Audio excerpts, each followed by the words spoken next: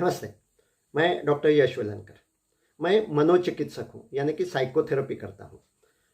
Anxiety, phobias, OCD, ऐसी तकलीफ जिन्हें है वो मेरे पास आते ही है, लेकिन जिन्हें रिलेशनशिप इश्यूज है वो भी मेरे पास आते हैं। मैं फेस टू फेस काउंसलिंग करता हूँ, वैसा ही फ़ोन पे या ऑनलाइन काउंसलिंग भी करता हूँ। मेरा एक ऐप है और उसके ऑडियो सुनकर ये इमोशनल इश्यूज दूर होते हैं।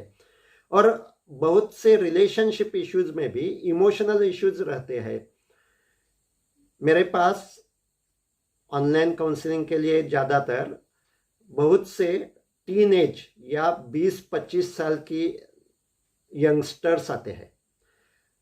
तो कई लोगों में जो कुछ प्रॉब्लम होता है वो अब मैं शेयर कर रहा हूँ। मेरे एक क्लाइंट थी, उसकी स्टोरी मैं बताता हूँ। उनकी 5 लोगों के साथ सेक्सुअल रिलेशनशिप थी, लेकिन फिर भी उसे अकेलापन महसूस हो रहा था, लोनलीनेस उसे लग रहा था, और उसके कारण वो बहुत मायूस रहती थी, डिप्रेस रहती थी।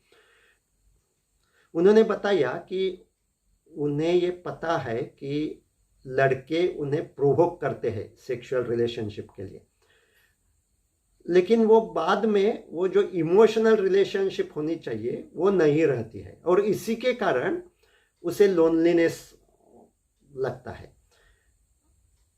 तो मैंने पूछा, लड़के आपको प्रोवोक करते हैं, लेकिन आप क्यों तैयार होती है सेक्सुअल रिलेशनशिप के लिए?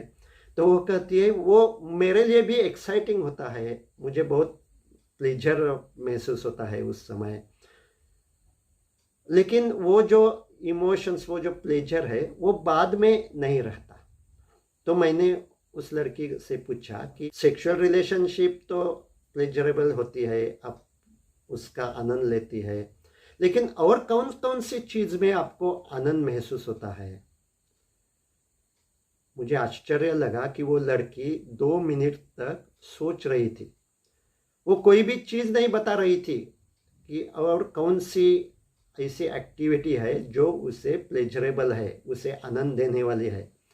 तो मैंने उसे पूछा, आप होटल में जाकर कुछ खाती है क्या, कुछ गेम खेलती है, अपने फ्रेंड्स के साथ घूमने के लिए जाती है, फिल्म देखती है, वो सब कुछ करती है, लेकिन उसमें उसे वैसा प्लेजर नहीं होता, आनंद नहीं होता। वो सब वो टाइम पास के लिए करती है, ऐसा उस लड़की ने ही मुझे बताया।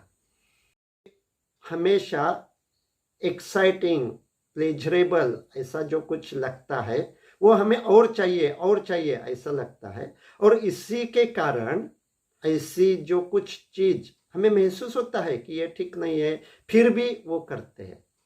तो साइकोथेरेपी में हम उसे यही बताते हैं कि हमेशा आनंदी होना ये आवश्यक नहीं है, और ये नेचुरल भी नहीं है। Don't feel bad about feeling bad. कभी तो बोरियत होगी, मन में चिंता होगी, लो फील होगा, ये सब नेचुरल है, और इससे भाग नहीं जाना चाहिए, इसका सामना करना चाहिए, इसे एक्सेप्ट करना चाहिए। और अगर आपको वो लोनलीनेस कम करना है तो सिर्फ फिजिकल रिलेशन ये उस पे सॉल्यूशन नहीं है, आपको इमोशनल रिलेशंस पैदा करना चाहिए, और उसका ट्रेनिंग हम काउंसलिंग में देते हैं। और जब वो इमोशनल रिलेशंस क्रिएट होते हैं तभी ये लोनलीनेस कम होता है। और इसीलिए काउंसलिंग और ये मनोचिकित्सा हर एक टीन एजर्स को अब देनी चाहिए, ऐसा मुझे लगता है, क्योंकि ये जो रिलेशनशिप के बारे में उनके मन में बहुत ही गड़बड़ है, बहुत ही मिसकंसेप्शंस है, वो दूर करनी चाहिए। और वो दूर करने के लिए मेरे जैसे मनोचिकित्सक बहुत ही महत्वपूर्ण रोल निभा सकते हैं। तो सब पेरेंट्स को और युवक युवतियों को मेरी प्रार्थना है कि इस बारे में आप जानकारी लें, और ये जो लोनलीनेस कम करने के लिए आप भागते हैं वो कम करके ये अपने मन में जो कुछ फीलिंग्स आते हैं उनमें तैरने का स्किल अगर आप बढ़ा सकते हैं तो आप आपकी पूरी जिंदगी आप अच्छी तरह से निभा सकते हैं और आनंद ले सकते हैं। Thank you.